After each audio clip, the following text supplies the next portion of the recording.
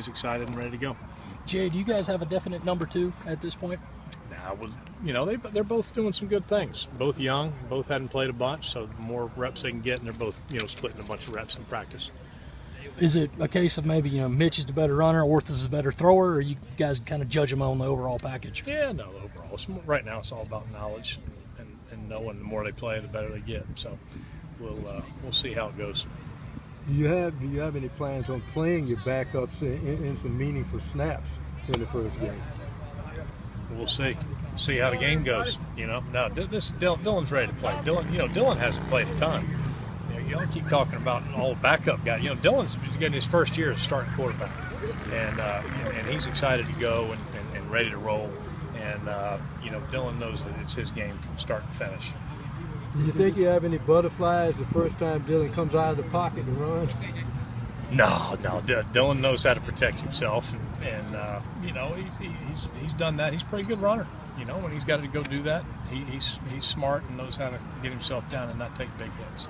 What do you see on film from the A&M defense? Obviously, they struggled a little bit most of the year last year, finished last in the season in most of the categories. But are you anticipating an improved A&M defense from out here on Thursday night? Well, I don't know if we don't know that because they haven't played yet. Right. But they've got some. They have some talent, obviously. Yeah. And they do a lot. They're very active. They're very multiple. And we've got to be ready to play. So they've got a lot of different looks we can throw at us, and did last year. So we've obviously watched a bunch of film on them, and we'll hopefully be ready to give whatever they give us. We'll be ready to handle it. What's different about Dylan this year as a player? Well, just very comfortable, confident.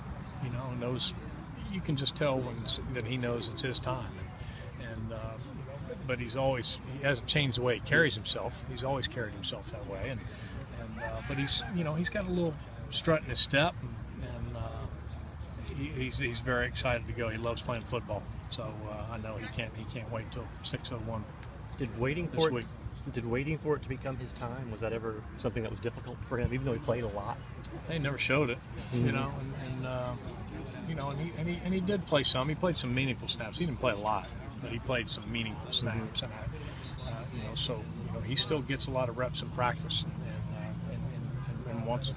He doesn't like to come off the field, so he carries himself the way you're supposed to. So we're fortunate to have him. The team's ready to play hard for him.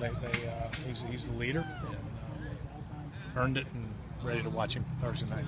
Do you anticipate more utilization of the tight end this year?